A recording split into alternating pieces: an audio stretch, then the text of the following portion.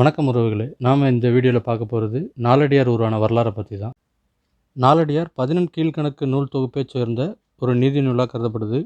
இது 4 அடிகளை கொண்ட வெண்பாக்களால் ஆனது. இந்த நாலடியார் நூல் அறம், பொருள், இன்பம் என்னும் முப்பொருளையும் குறைந்த அடிகளில் சிறப்புற விளக்குது.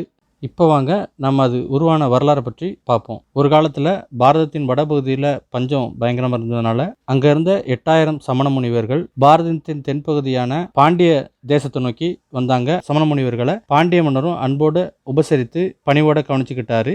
அவங்களுக்கு தங்க எல்லா வசதியும் செய்து கொடுத்தார் பாண்டிய மன்னர். இங்கே தங்கியிருந்த காலத்தில் தமிழையும் சிறப்புற கற்றுக்கிட்டாங்க. இப்படி சுமார் 12 வருடங்கள் சென்றிருக்கும். அப்போ பாரதத்தின் வடபகுதியில் உள்ள பஞ்சம் நீங்கவே சமண முனிவர்கள்லாம் தங்களோட சொந்த ஊருக்கு திரும்பலாம். அப்படி இந்த தகவல் பாண்டிய மன்னருக்கு தெரிஞ்சு, பாண்டிய மன்னருக்கு அதில் துளியும் விருப்பம் இல்லை அப்படிங்கிறத சமண முனிவர்கள் அறிஞ்சிட்டு பாண்டிய மன்னர்கிட்ட சொல்லாமல் இரவோடு இரவாக இந்த நாட்டை விட்டு கிளம்பலாம் அப்படின்னு முடிவெடுத்து ஆளுக்கு ஒரு ஓலையில் வெண்பாக்கில் எழுதி அவங்க தங்கியிருந்த இடத்துலையே வச்சுட்டு அவங்க பாண்டிய மன்னருக்கு சொல்லாமல் இரவோடு இரவாக கிளம்பி போயிட்டாங்க. அந்த தகவல் அறிஞ்ச பாண்டிய மன்னன் அவங்க தங்கியிருந்த இடத்த சோதனை போட்ட போது பாண்டிய மன்னருக்கு 8000 ஓலைகள் கிடைச்சிருக்கு. அந்த 8000 ஓலைகள்லையும் அவைப்புலவர்கள் பார்த்து வாசித்து பார்க்கும்போது அவங்களுக்கு எதுவுமே ஒன்றுக்கு ஒன்று தொடர்பு இல்லாமல் இருந்த மாதிரி இருந்தது. இதை பாண்டிய மன்னர்கிட்ட சொல்லுவோம். பாண்டிய மன்னர் அந்த 8000 ஓலைகளையும் தூக்கி வைகை ஆற்று வெள்ளத்தில் போட சொல்லிட்டாங்க. அப்படி போட்ட 8000 ஓலைகளும் 8000 ஓலைகளில் 400 ஓலைகள் மட்டும் வெள்ளத்தோடு போகாமல் எதிர் திசையில் வந்து கரையில் ஒதுங்குச்சு.